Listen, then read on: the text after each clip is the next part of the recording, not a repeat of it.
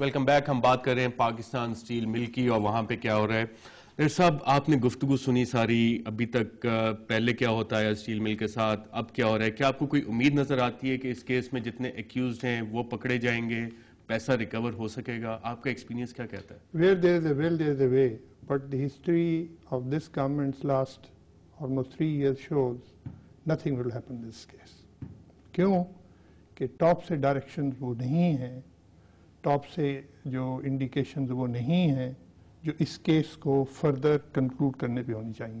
جیسے پہلے آپ نے کہا کہ ڈیلیئنگ ٹیکٹکس ہیں, اور ڈیلیئنگ ٹیکٹکس میں تو یہی ہوتا ہے کہ ٹائم گین کریں تو آدھی چیزیں ویسی بھول جائیں. سپریم کورٹ نے جو سو موٹو ایکشن لیا ہے اس کا کیا بنے گا؟ جی وہ تو سپریم کورٹ جانے گی اور سپریم کورٹ بتائے گی because they are the one who are at the helms of affairs.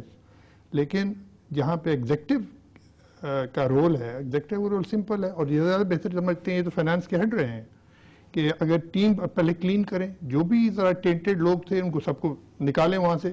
یہ نکال سکتے ہیں کہ نہیں, آئی ڈو ناٹ نو. ویسے آپ نکال سکتے ہیں, کلیننگ پروسیس آپ نے کوئی انیشیٹ کیا ہے؟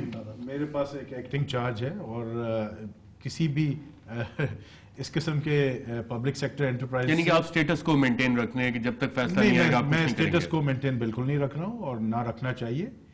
I have shifted people, I have transferred people, I have I've brought right men for the right job as far as I could in the 4 months that I have been at the helm of the affairs, and the results are there. جی پچھلے سال جو ہے وہ 1 ارب کا جو ہے monthly لاس ہو رہا تھا, اس بار 700 ملین کا ہو رہا ہے, اور I am on the right track. G we have changed our business model.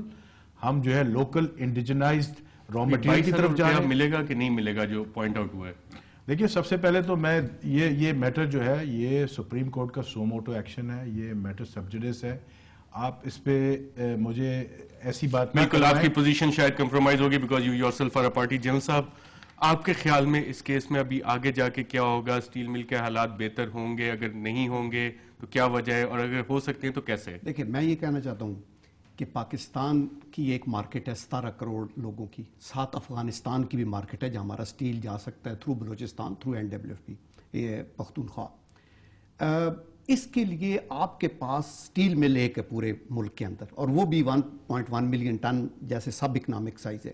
Captive market ہے, آپ بنائیں لائک اے ہاٹ کیک آپ کا, اور سٹیل بہترین گریڈ کا سٹیل, ہمارے انجینئرز بہترین ہیں, ٹیکنیشینز اچھے ہیں, میٹلرجیکل لوگوں کی ہمارے پاس ایک پورا پول ہے. آپ اگر ابھی چیئرمین سٹیل مل ہوتے, یہ کیس آپ کے سامنے ہوتا, آپ کیا کرتے؟ میں ایک تو ریکویسٹ کرتا پریزیڈنٹ اور پرائم منسٹر کو یا چیف ایگزیکٹو کو, اور میں یہ بھی اپنی استدعا کرتا کورٹ کو کہ اس کو جلدی کسی طریقے سے جو کچھ پیچھے ہوا ہے اس کو ایک طرف لگائیں, کوئی فیصلہ کریں, پنش کریں, لوگوں کو ایگزامپلری دیں, اور مجھے کچھ پیسے دیں, اور مجھے آپ کا دست شفقت چاہیے, اور انٹرفیئرنس نہ ہو, پولیٹیسائز نہ ہونے دیں, بھرتیوں کے لیے سفارشی نہ کہیں چونکہ وہ نہیں ہوں گی, اور میرٹ کے اوپر کچھ لوگوں کو انسینٹیو دے کے ریٹائر کیا جائے, اور اس کے اندر را مٹیریل بہترین لا کے لایا جائے, اور پھر اس کی ریپیئر کا ساتھ کیا جائے. آنیسٹ ٹو گاڈ, یہ آپ کہتے ہیں نا, ہم کہتے ہیں وائٹ ایلیفینٹ, یہ ہماری سونے کی کان ہے, اور اسی سے لوگوں نے گولڈ مائن ہے جس کے اوپر ابھی 1 گھنٹے میں 1 ملین ہم جلا رہے ہیں. یہ 2.5 کروڑ کا مطلب ہے 1 گھنٹے کے اندر 60 منٹوں میں 1 ملین ہم بھٹی میں ڈال رہے ہیں. یہ بچ سکتی ہے, یہ ٹھیک ہو سکتی ہے, صرف ہماری ول ہونی چاہیے. جیسے انہوں نے کہا if there is will there is way. کیا بات ہے, 1 ملین ٹن کی ہمارے ساتھ سٹیل بھی مل نہیں چل سکتی. پرائیویٹ سیکٹر میں اور پرائیویٹ ملیں بھی بیشک لگائیں, اور اس کے اوپر ہم سارے لوگ دیانتداری سے کام ہو, ٹرانسپیرنسی سے کام ہو, ہر روز پتہ لگے کہ شکاگو سے لے کے کالا شاہ کاکو تک کس نے 1 ٹن اٹھایا ہے, کس نے 100 ٹن اٹھایا ہے, کس ریٹ پہ اٹھایا ہے, اور اس کے اوپر ویب سائٹ کے اوپر ہو. آپ کو پروفٹ سلیش بھی کرنی پڑے گی مین پاور کو آپ کو, کیونکہ آج ان کا خوشحال کرنے کے لیے بندوں کو بحال کیا, بندے بھرتی کر دے, آپ نے کل ان کا تاریخ کر دیا ہے. بالکل. جنرل قیوم صاحب, در صاحب, لودھی صاحب اور اعزاز, آپ سب کا پروگرام رپورٹر میں شرکت کا شکریہ. ناظرین, FIA کی رپورٹ میں یہ کہا گیا ہے کہ سبین Sakina was just a ceremonial chief executive of Abbas Steel, جن کے ساتھ یہ کانٹیکٹس کیے گئے, اور بقول چیئرمین صاحب کے انہوں نے کبھی ریاض لال جی کو بھی نہیں دیکھا, سبین سکینہ کو بھی انہوں نے نہیں دیکھا, نہ جانتے ہیں کہ یہ لوگ ڈائریکٹلی اس میں انوالو تھے یا نہیں. لیکن بہت سارے ایویڈنس, شواہد جو سامنے آ رہے ہیں وہ کہہ رہے ہیں کہ اس دال میں بہت کچھ کالا ہے اور اس کے رابطے شاید اوپر تک جا رہے ہیں. اس میں انٹیریئر منسٹر رحمان ملک کا رول بھی کوشچنیبل ہے. ایف آئی اے کے 2 ڈائریکٹر جنرل اس انکوائری کے دوران تبدیل کیے گئے.